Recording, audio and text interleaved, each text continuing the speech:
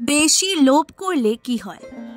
একদা এক রাজা ছিল যে সব সময় ভগবানের পূজা পাঠে এতটা পরিমাণে আনন্দিত থাকতো যে সেই রাজা জঙ্গলে নিজের মন্দির বানিয়ে নিয়েছিল, যেখানে সকাল সন্ধ্যা নিয়মিতভাবে রাজা পূজা অর্চনা করত। একদিন ভগবান রাজার ভক্তিতে প্রসন্ন হয়ে তার সামনে এসে উপস্থিত হলেন। ভগবানের দর্শন পাওয়ার পর রাজা ধন্য হয়ে গেলেন। এরপর সে রাজা ভগবানকে বলতে লাগলো, হে দেব, আমি কি আপনার থেকে কিছু চাইতে পারি? তখন ভগবান বললেন, হ্যাঁ অবশ্যই, তোমার ভক্তিতে আমি খুবই প্রসন্ন হয়েছি, এই কারণে এখানে আমি তোমার ইচ্ছা পূরণ করতেই এসেছি।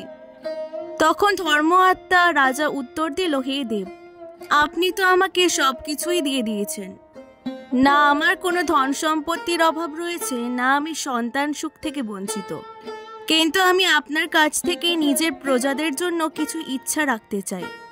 হে দেব, কৃপা করে আপনি আমার সকল প্রজাদের একবার দর্শন দিয়ে তাদের জীবনও ধন্য করুন।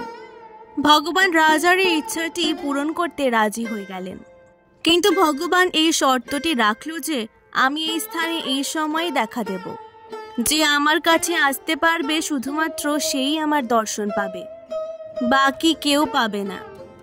রাজা ভগবানের এই শর্তটি মেনে নিলেন আর তার পুরো রাজ্যে ভগবানের দর্শনের কথাটি ছড়িয়ে দিলেন। পরের দিন রাজার রাজ্যের সকল জনগণ সকাল সকাল স্নান পর্ব সেরে নিয়ে হরির দর্শনের জন্য সঠিক সময়ে হরির ভজন গাইতে গাইতে সেই স্থানে যেতে থাকলো।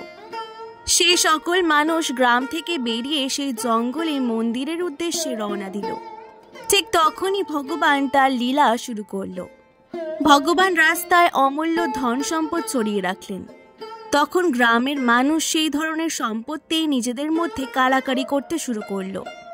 তখন রাজা তার প্রজাদের বোঝাতে লাগলেন যে ভগবান এখান থেকে কিছুমাত্র দূরেই রয়েছে, যদি তোমরা একবার তার দেখা পেয়ে যাও তাহলে এই ধন সম্পত্তি তার সামনে কিছুই নয়। কিন্তু বেশিরভাগ নগরবাসী রাজার কথায় কান দিল না। আবার অনেকে কেউ বলল, হে মহারাজ, আমরা অনেক জায়গায় ঋণী রয়েছি, এই ধন সম্পত্তি পেলে আমরা তা শোধ করতে পারবো। তখন গ্রামবাসীরা বলল, আমরা এই অমূল্য ধন সম্পত্তি নিজেদের বাড়িতে রেখে তারপরেই আসছি। বেশিরভাগ নগরবাসী রাজার কথা বুঝতে চাইল না। নগরবাসীরা রাজাকে বলতে লাগলো, আপনি এগিয়ে চলুন, আর ভগবানকে যেতে দেবেন না, আমরা আসছি।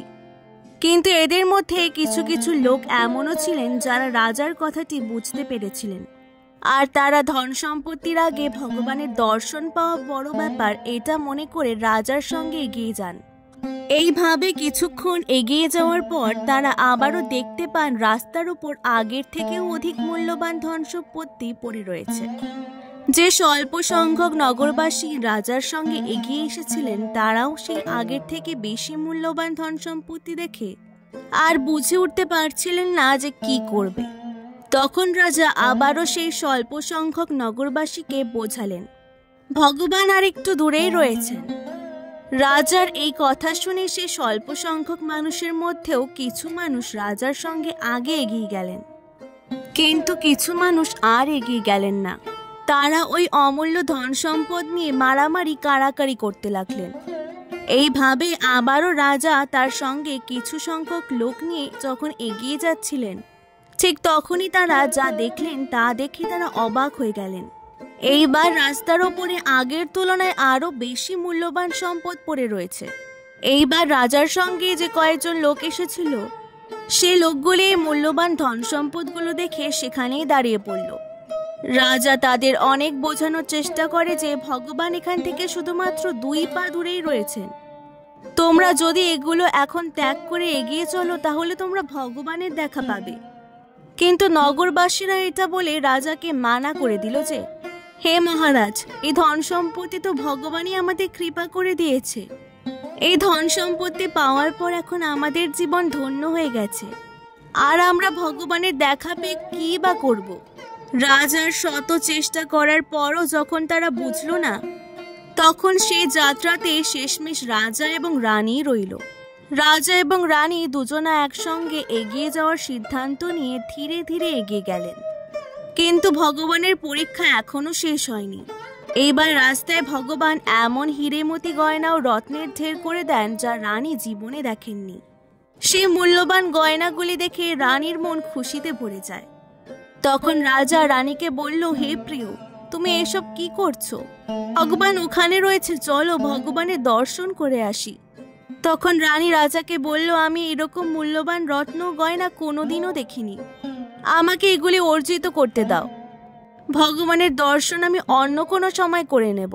রানীর এই কথা শোনার পর রাজা একাই ভগবানের দর্শনের উদ্দেশ্যে চলে গেল। এরপর যখন সেই রাজা ভগবানের দর্শনের জন্য সেখানে গিয়ে উপস্থিত হলো, তখন ভগবান তার দিকে তাকিয়ে একটু হেসে বললেন, হে রাজা, তুমি তো পুরো প্রজাদের আমার দর্শনের জন্য নিয়ে আসতে চেয়েছিলে, তাহলে কি হলো এখন? এখন সে রাজা উত্তর দিল, হে ভগবান, সবাই একত্রিত হয়ে বেরিয়েছিল তো আপনার দর্শনের জন্যই, কিন্তু আসার পথে রাস্তায় সবাই কিছু না কিছু বিষয়ের জন্য এই পর্যন্ত আসতে অক্ষম হয়।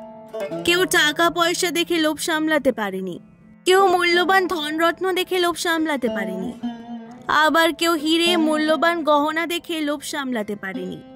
এই কথা শোনার পর ভগবান বললেন, এই কারণেই তো সংসারের এই মোহমায়া ত্যাগ করে যে আমার কাছে আসতে পারে তার মোক্ষ লাভ হয়। যে মানুষের এই সকল বিষয়ের উপরে লোভ থেকে যায় সেই মানুষটি হয়তো এই মৃত্যুলোকে তার সকল জিনিস পেয়ে সুখে থাকতে পারে, কিন্তু এই মৃত্যুলোকে মৃত্যুর পরে তার কাছে তার পাপ কর্মের ফল ভোগ করা ছাড়া আর কোনো উপায় থাকে না। এই জন্যই বলা হয়েছে যে যতই আপনি আপনার সম্পূর্ণ জীবন ধন সম্পত্তি অর্জন করে কাটান না কেন, কিন্তু কখনোই এর জন্য অন্য কারো খারাপ করতে যাবেন না, অথবা এই ধন সম্পত্তি অর্জন করতে গিয়ে কোনো খারাপ কর্ম করবেন না। আর আপনার কাছে যতই ধন থাকুক না কেন, এর জন্য কখনো মায়া মমতা ত্যাগ করে লোভের বশবর্তী হবেন না। সময় থাকতেই আমাদের প্রত্যেককে উচিত এই লোভ লালসা নিজের থেকে দূর করা। আজকের ভিডিওটি ভালো লাগলে অবশ্যই পুরাণ গল্পকথাকে সাবস্ক্রাইব করে দেবেন এরকমই আরও অনেক নতুন ভিডিওর জন্য।